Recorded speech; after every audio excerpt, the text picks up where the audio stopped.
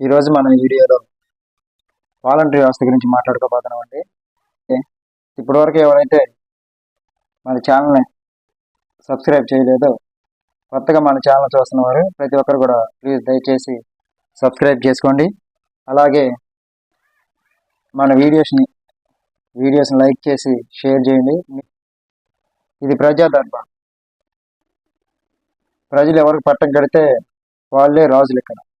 కనుక గత ప్రభుత్వంలో నియమించిన ఈ వాలంటరీ వ్యవస్థ, గత ప్రభుత్వం వాలంటీర్లకి 5,000 గౌరవ వేతనం ఇవ్వడం జరిగింది.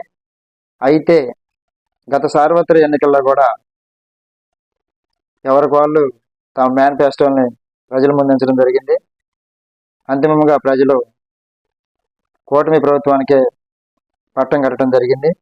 అయితే ఇక్కడ మనం మాట్లాడుకునేది వాలంటరీ వ్యవస్థ కాబట్టి ఈ కూటమి ప్రభుత్వం వాళ్ళు వాలంటీర్లకి గత ప్రభుత్వం ఇస్తున్న 5,000 కాకుండా మా కూటమి ప్రభుత్వం వస్తే వాళ్ళ గౌరవ వేతనాన్ని 10,000కి పెంచుతామన్నారు. 10,000 ఇస్తామన్నారు, పెంచుతామన్నారు. వాళ్ళ గౌరవ వేతనం 10,000 ఇస్తామన్నారు. అదే మాట నమ్మి చాలామంది వాలంటీర్లు కూడా కూటమి ప్రభుత్వానికి సపోర్ట్ చేయడం జరిగింది. అయితే ఇక్కడ కొంతమంది వాలంటీర్లు దాదాపుగా రాష్ట్రంలో 1,08,273 మంది వాలంటీర్లు తమ యొక్క వాలంటరీ పోస్ట్కి రాజీనామా చేసి వైసీపీ గవర్నమెంట్ తరఫున వాళ్ళు ఎలక్షన్ క్యాంపెయిన్ చేయడం జరిగింది. పోతే ఈ 1,08,273 మంది రాజీనామా చేశారు కాబట్టి ఎలాగో వాళ్ళు వైసీపీ గవర్నమెంట్ తరఫున నిలబడ్డారు కాబట్టి వాళ్ళని ఈ గవర్నమెంట్ వాళ్ళ యొక్క వాలంటరీ పోస్టులు ఇవ్వకపోవచ్చు. ఈ 1,08,000 మంది పోగా మొత్తం మన రాష్ట్రంలోనే 2,50,000 వాలంటరీ. ఈ 2,50,000 వాలంటీర్లు ఈ ప్రభుత్వంలో కూడా తీసుకుంటారా? తీసుకుంటే వాళ్ళకి ఇచ్చే గౌరవ వేతనంతో 10,000, ఇప్పుడు 5,000 ఇస్తుంటేనే రాష్ట్ర బడ్జెట్ మీద ఎంతో భారం పడింది. అలాంటిది దానికి డబుల్ 10,000. 2,50,000 మందికి 10,000 కాడికి ఇస్తే మన రాష్ట్ర ఖజానా మీద మరింత భారం పడేలా ఉంది, పడిద్ది కూడా. అయితే ఇక్కడ వార్తా కథనాల్లో వస్తున్న విషయం ఏమిటంటే ఈ వాలంటరీ వ్యవస్థ మీద ప్రతి ఒక్క సచివాలయం కింద 5 వాలంటీర్లని తీసుకుంటామని అంటున్నారు. అలాగే ఈ వాలంటీర్లు 5 వాలంటీర్లు తీసుకోక దీనికి కొన్ని కండిషన్స్, షరతులు అనేవి విధించడం జరిగిందంటండి. అవి ఏమిటంటే, 1, 1994 నుంచి 2010లో పుట్టి ఉండాలంట. క్వాలిఫికేషన్గా డిగ్రీ కంపల్సరీగా ఈ వాలంటరీ పోస్ట్కి ఎవరైతే అప్లై చేస్తున్నారో వాళ్ళు కంపల్సరీగా డిగ్రీ అనేది చేసి ఉండాలని ఈ సోషల్ మీడియాలో అలాగే వార్తా కథనాల్లో మనం చూడటం జరుగుతుంది, ఫేస్బుక్లో, యూట్యూబ్లో అలాంటివి. అయితే ఇది వాస్తవమా? రానున్న కూటమి ప్రభుత్వం ఇలాగే చేస్తుందా అనేది రేపు 13వ తారీఖున ఏర్పడనున్న కూటమి ప్రభుత్వం తేల్చాల్సి ఉంది. అయితే ఒకవేళ ఇదే నిజమైతే ఈ 2,50,000 మంది వాలంటీర్లను తొలగించినట్టే.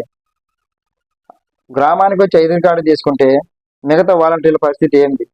ఈ 1,08,273 మంది వాలంటీర్లు పోక మిగిలిన వాలంటీర్లు ఈ 10,000 గౌరవ వేతనానికి వాళ్ళు తలొగ్గి వాళ్ళు ఇష్టపడి కూటమి ప్రభుత్వానికి తమ మద్దతు తెలిపినట్టే కదా.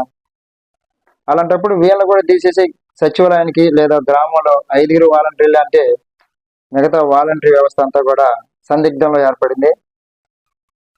ఈ వార్తా కథనాల్లో వచ్చేది ఎంతవరకు నిజం? అసలు ఇదే నెరవేరుద్దా? రానున్న రాష్ట్ర గవర్నమెంట్ ఇది నిజం చేస్తుందా అనేది తెలియాల్సి ఉంది. కాకపోతే ఈ వచ్చిన వార్తల ప్రకారం గ్రామాల్లో చాలా మంది వాలంటీర్లు కూడా చాలా అసహనం వ్యక్తం చేస్తున్నారు.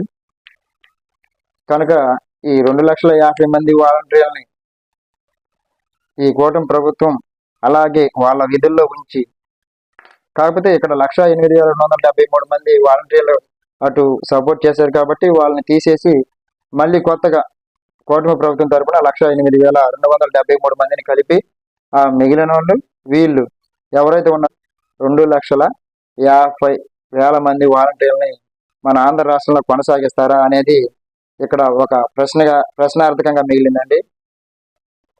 ఇది చాలా గ్రామాల్లో కూడా మాట్లాడడం జరుగుతుంది. అందువల్ల నేను దీనిపై వీడియో చేయడం జరుగుతుంది.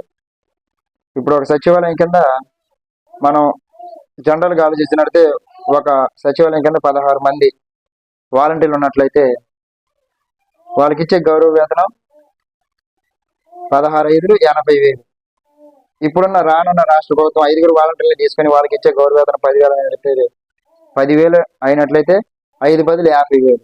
గత ప్రభుత్వం ఇచ్చిన 80,000కి ఇప్పుడు ఈ ప్రభుత్వం ఇస్తున్న 50,000కి మధ్య డిఫరెన్స్ 30,000. అంటే రాష్ట్ర ఖజానా భారం 30,000 తగ్గింది.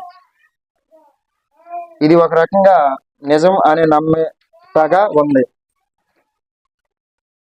ఇలాంటి కథనాలు చాలా వాటికి నిజం అనేంతగా ఉంది. సో కనుక ఇవి ఎంతవరకు నిజాలు అవుతాయి, ఇవి ఎంతవరకు ఇది కొనసాగిద్ది?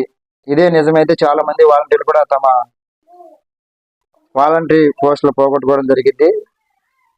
ఇది నిజమా, అసలు ఇది జరిగిద్దా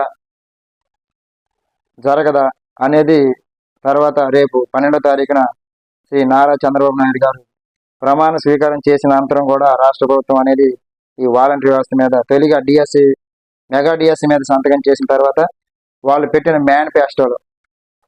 ఈ మేనిఫెస్టో ఏదైతే ఉందో దానిలో ఒక భాగంగా ఈ వాలంటరీ వ్యవస్థ మీద కూడా ఒక నిర్ణయం అనేది తీసుకోవడం జరిగింది. అయితే అప్పుడు దాకా ఈ సోషల్ మీడియాలో వస్తున్న వార్తల కథనాలు అనేవి ఎంతవరకు నిజం అనేది ఎవరు నమ్మలేదండి. కనుక మీ యొక్క ఒపీనియన్ ఏందనేది కామెంట్ రూపంలో మాకు తెలియజేయండి. ఈ వాలంటరీ వ్యవస్థ ఎలాగ కొనసాగిద్దా లేకపోతే తగ్గిస్తారనేది వేచి చూడాల్సి ఉంది.